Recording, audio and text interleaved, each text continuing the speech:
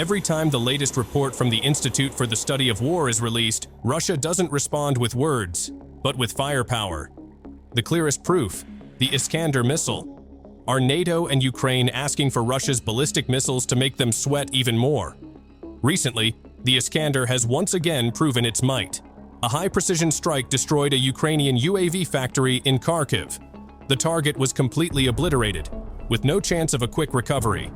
In another incident, the same missile, Iskander, struck a Ukrainian command post in Bilhorod-Dnistrovsky, Odesa province. The target was disabled, and coordination systems were disrupted. Earlier, another top-priority Russian target was a Ukrainian rocket engine plant in Dnipro. The strike was swift, silent, and deadly. That vital facility is now reduced to rubble. Russia locks on, targets, and destroys. And as long as Iskander missiles keep launching, every piece of Ukraine's military infrastructure remains in danger. So what are the facts we need to know? Let's dive deeper.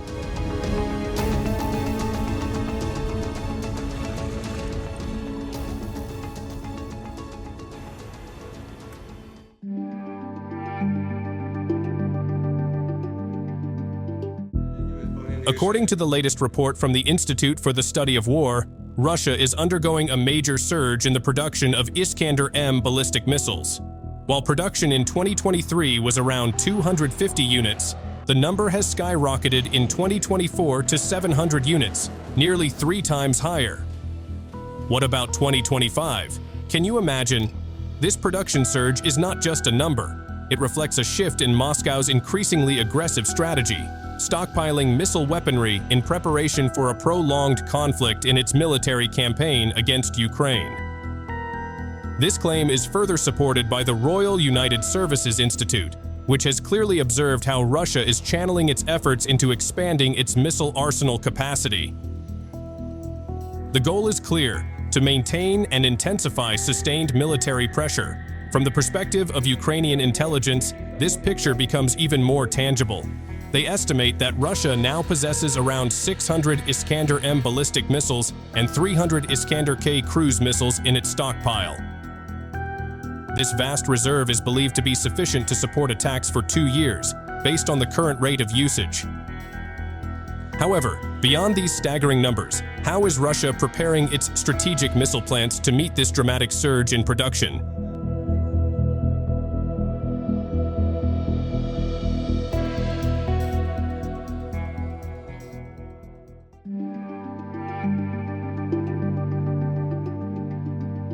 As Russia launches a large-scale offensive against Ukraine, a crucial fact has emerged from the Kyiv Independent. One of Russia's most vital missile plants is undergoing a massive expansion. The Votkinsk Plant, also known as the Votkinsk Plant, is no ordinary facility. It is a strategic core asset of the state and a key component of Russia's nuclear forces. In recent months, the plant has undergone a significant transformation. Around 2,500 new workers have been recruited to bolster the workforce, bringing the total number of employees to approximately 12,000. 4 new buildings have been constructed, and high-tech machinery has been brought in to rapidly boost missile production capacity. All of this is being done to strengthen Russia's military power as it continues its offensive. The effects are being felt directly by Ukraine.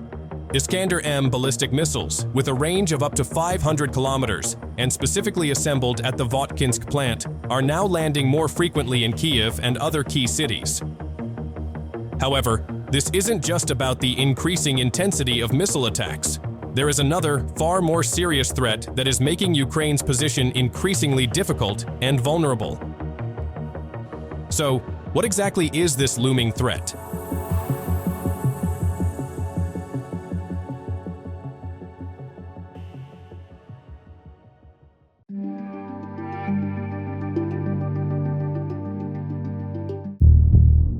The mission of the Votkinsk plant now appears increasingly threatening. Behind the tightly sealed walls of that military facility, Russia is not merely producing conventional missiles. They are assembling weapons of mass destruction, intercontinental ballistic missiles capable of carrying nuclear warheads across continents. Among them are the Yars and Bulava missiles, both specifically designed to reach the heart of the United States. Beyond that, there are also reports of the Oreshnik missile, believed to be capable of striking any target in Europe. However, the activity at this plant is not only about replacing missiles used in the war against Ukraine. There is a more alarming pattern: stockpiling. Russia seems to be preparing for something, or at the very least, they are aware that an unexpected major event may occur, and everyone else knows it too.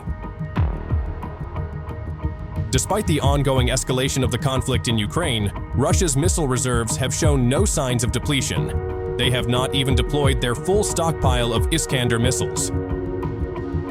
These missiles, which have become the backbone of Russia's precision strikes, are produced with the contribution of more than 10 different military companies. This is no ordinary preparation. It is a silent warning that Russia's military strength is far from exhausted. Is Ukraine and its allies preparing for something in return?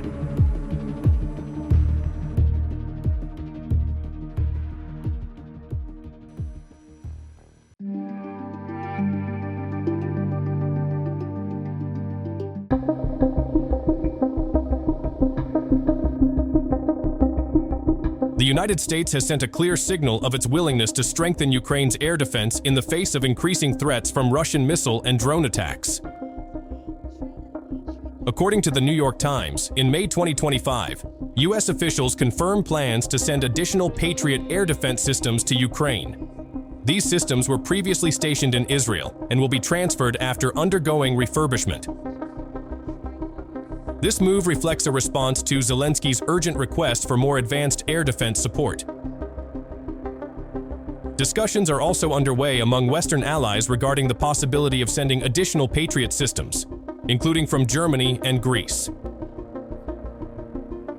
Under the leadership of Trump, the current U.S. administration has shown openness to considering further transfers of Patriot systems to Ukraine, although no official announcement has been made regarding a large-scale military aid package. Nonetheless, the U.S. has approved the delivery of 125 long-range missiles and 100 Patriot units from Germany as part of ongoing efforts to bolster Ukraine's air defense, according to the Kyiv Independent.